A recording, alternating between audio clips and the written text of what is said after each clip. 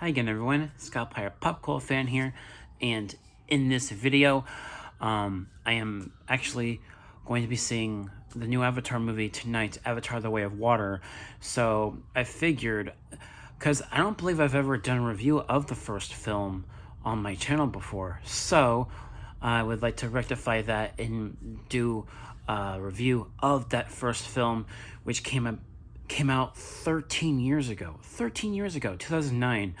And, James Cameron, he's an amazing director. He made Terminator 2, he made Aliens, Titanic. He's got quite a lot of really good movies under his belt as a director.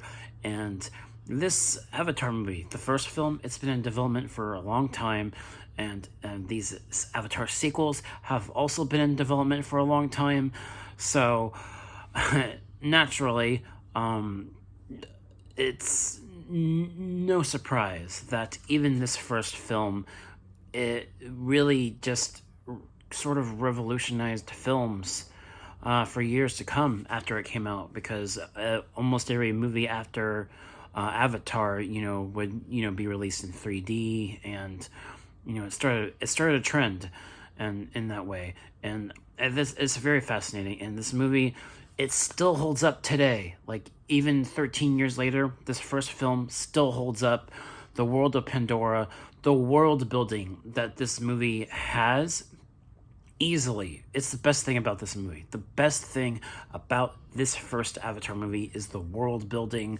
The world of Pandora is just beautiful to look at, and you get the Na'vi species of aliens, and how they're basically like a tribe in Pandora, and seeing also a lot of creatures within this world. Also really cool.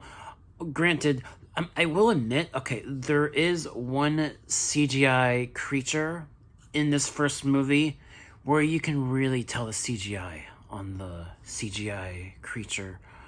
Oh wow, that's probably the most noticeable thing about the CGI in this movie. There's just this one creature in this first film where you can really tell it's CGI. That's one issue. And also, I mean, this first movie, it's like 2 hours and 40 minutes long, so it's not too long. This new movie, though, over 3 hours long, so we'll see how that goes when I see the new one.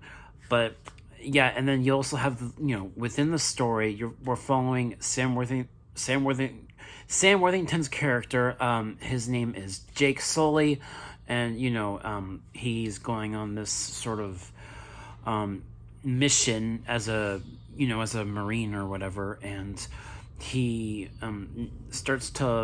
he encounters one of the Na'vi, who is played by Zoe Saldana, and then she starts to help him learn the ways of the Na'vi people, and that's really where the heart of the story lies, between those two characters, and the two of them sort of basically falling in love. And in that way, this movie is kind of a love story, and I really like that.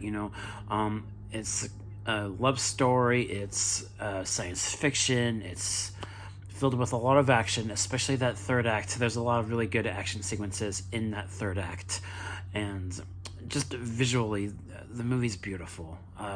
Even 13 years later, this movie still holds up visually, and also the cinematography, just going along with that, also really amazing. And what James Cameron was able to do even 13 years ago with this first film was definitely quite the accomplishment. And I'm definitely looking forward to this new movie, The Way of Water, and seeing the next level of that with the sequel. Oh man, I'm really excited, and I'm seeing the new movie tonight with my family, so I will definitely do my review of the second film tomorrow as well.